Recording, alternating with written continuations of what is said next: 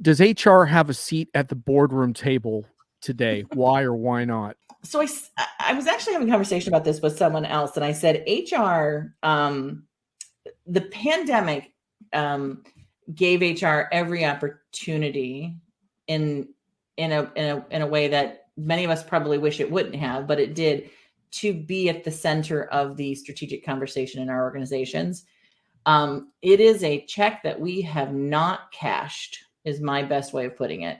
In all of our data, I expected to see the HR function itself say that we are seen as more strategic in our businesses. And our data showed this year, and we'll see what it says next year again, that number did not budge. 41% of organizations felt they were strategic in 2019, and 41% of organizations felt that they were strategic business partners in 2021, right?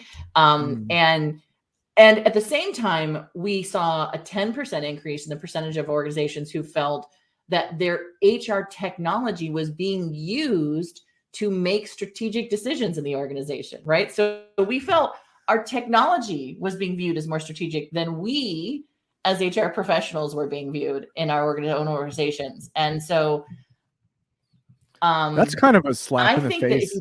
That's kind of a slap in the face, right? Isn't it? I like your technology better than your ideas and what you bring.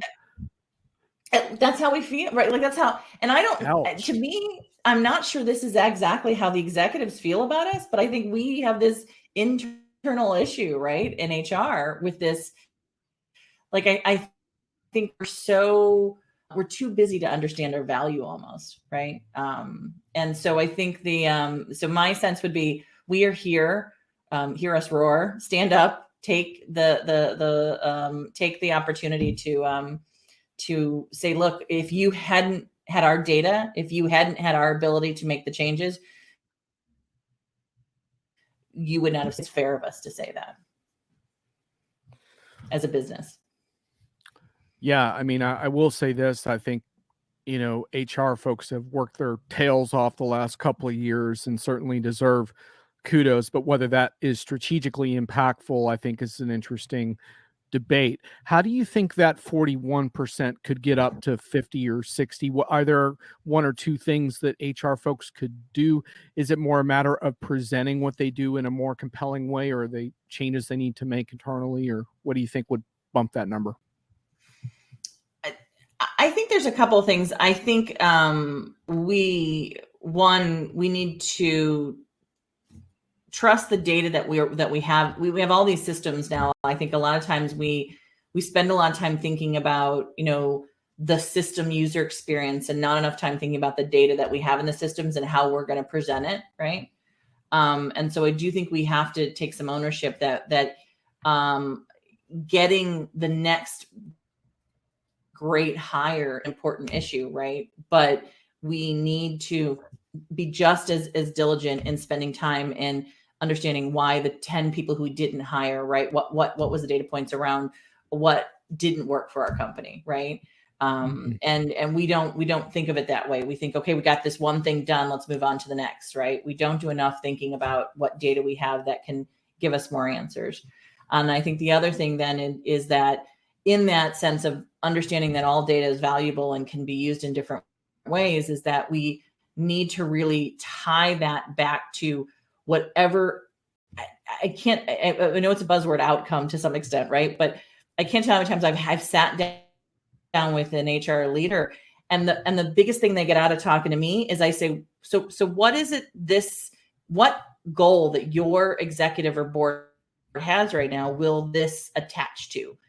And you start to see their brain sort of spinning, and you're like, if you haven't thought about that, right? Then you're not doing the work you need to be doing. And I don't care what level you're at in the HR. I think you should be having that thought process, right? So it sounds very simple. It doesn't sound like it should, but it's a really hard thing when you're busy every day with just trying to put out fires. Meg is suggesting that maybe we need to talk about some self-esteem training for HR leaders. Yes, I would agree with you, Meg, because I'm not sure that because when we look at executives, they're a little bit higher in their overall view, because we do have CEOs who take our survey, and theirs are slightly higher than HR. Not so much higher, but they are slightly higher. But I do think it's because of how HR views themselves, right? And HRIT, right? The both of them, that they're in this together, and we get both who answer the survey. So yeah, I don't know how we do this as an industry, but we need to really say, look, you made a difference, and you need to let people know it, right?